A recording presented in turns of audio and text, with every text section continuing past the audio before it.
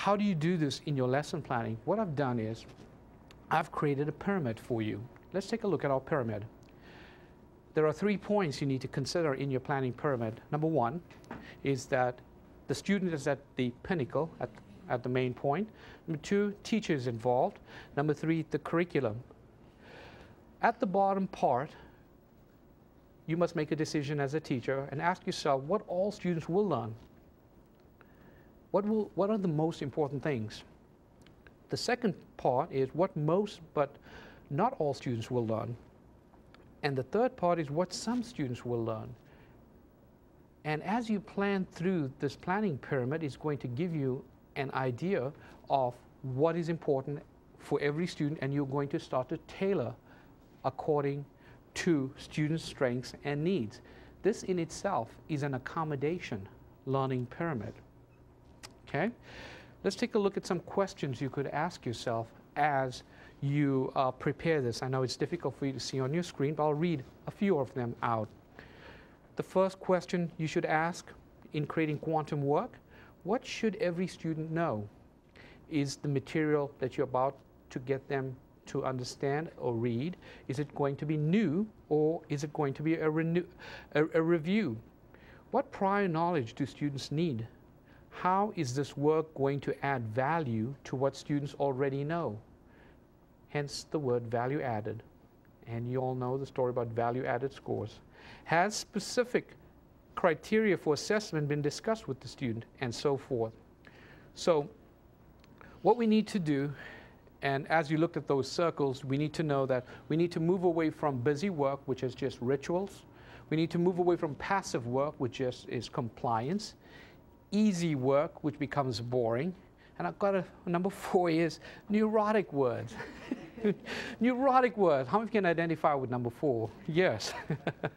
This drives kids nuts, some of them. And nobody understands it, not even the teacher. I call that neurotic work.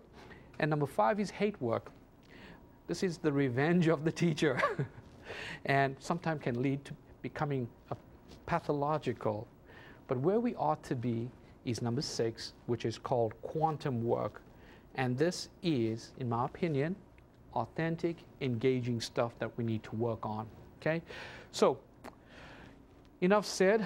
It's time that I did the walk. I've done the talk. Let me tell you what I'm doing in my classroom about authentic, engaging work.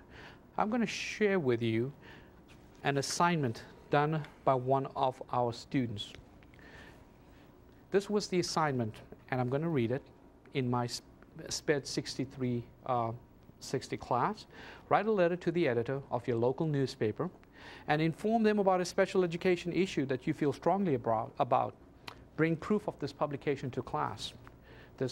And there's about 24 students in this class. And the second part to it, write a letter of concern to your local legislature highlighting the special education issue and propose a bill to become law. Here's what happened. And I'm going to my doc cam so you can see this. This appeared in the Herald Chronicle. And if you can, one of my students, program can be helpful to students. This was last semester. And this particular student, his name is Wayne Panther. If you're listening, Wayne, congratulations. You'll see why later. And he wants to have a transition program for early childhood special education. That was the idea. We do not have that in the state of Tennessee. That was his issue. So his first task was to write this letter to the editor. And after 3 weeks, this was published in the Herald Chronicle, October 17, 2008. Now here's the story. You got the assignment. He wrote the bill. This is the bill he wrote. Okay? And I'm not going to get you to see this, but what he did write here is basically how I taught them how to write the bill, and it says the bill proposes to clarify and specify requirements for the need of a transitional kindergarten program for students of who are developmentally delayed. So he submitted this bill to the Honorable George Fraley, in Winchester, Tennessee, and he wrote the following letter and signed it at the bottom, talking about this particular bill that he feels that Tennessee should consider. This is the response. The response says, "Dear Mr. Wayne Panther, I currently filed HB 217 according to the previous letter regarding a mandatory transitional program for developmentally delayed kindergarten students. It's now sitting at the legislative level ready to be passed as a House bill for the state of Tennessee." And Wayne did this. He came to me and he shared this information with me, and he told me, "Dr. Khan, you just caused an $8 billion budget item." No. Maybe, no. I don't think it's going to be $8 billion, but more power to you, Wayne. Congratulations. But this is an example of credible work, respectable work. Walking the walk, talking the talk, making a difference, looking at it from a perspective of value, inherent value, immediate value. Okay? Do you have any questions so far? Okay? When assessing your respectable work, here's some criteria to think about. For example, you could have a rubric on pride. Work reflects on the student's best efforts. Work reflects little on the part of the student, and you can grade that. Here's another one on quality of work. Provides work at the highest quality. Provides work that usually needs to be checked, redone by others to ensure quality. And you could score that 4, 3, 2, 1. And you got the attitude, you got focus on the task rubric. So there are several rubrics. Now let's talk about something near and dear to my heart. That's the Ron Clark Academy.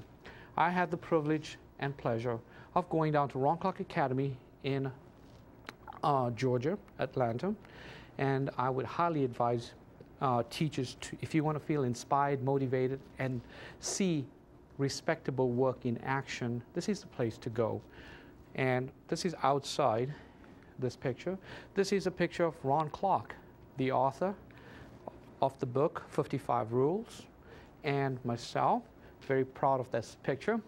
And this is the inside of the Ron Clark School of Academy with some of the students. I want you to know, when you enter into Ron Clark School, you see the blue part there? That's a slide.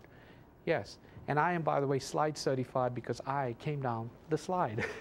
Because you have to do that when you visit Ron Clark. Here's something else I want to share with you.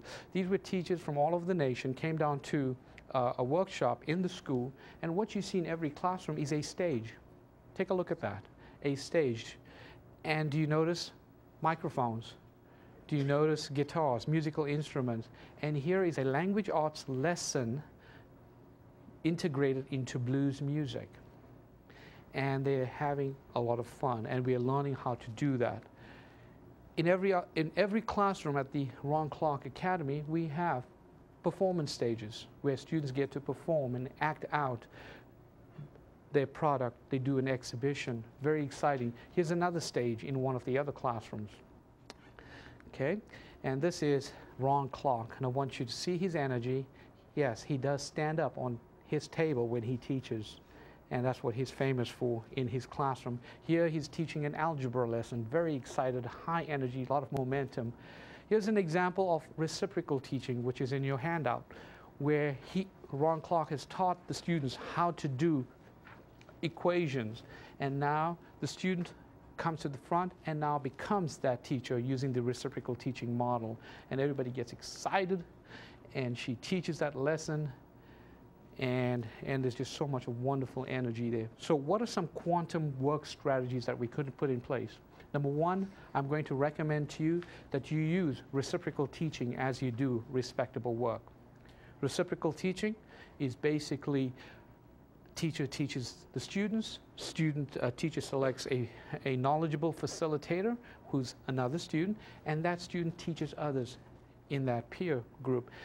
And the idea behind reciprocal teaching is that we could get students to talk to each other. We can engage each other in a dialogue during the process between the teacher and other students, and creating this cooperative learning environment. You could also have shared teaching, co-teaching models. You could also do self-regulated learning where students can do self-checks on how they are doing. Okay? You can also do continuous progress monitoring, and don't ever forget of goal setting. How about getting students to set their own learning goals as they go along? What is reciprocal teaching again? It is wonderful tool, strategy. It's reason that if natural dialogue can occur outside of school between the adult, and it's so powerful for promoting learning, then it ought to promote learning in school as well. Wow. And my comment is students have an innate desire to perform. Get them to perform. And here is an example of a student performing and teaching using the reciprocal teaching model.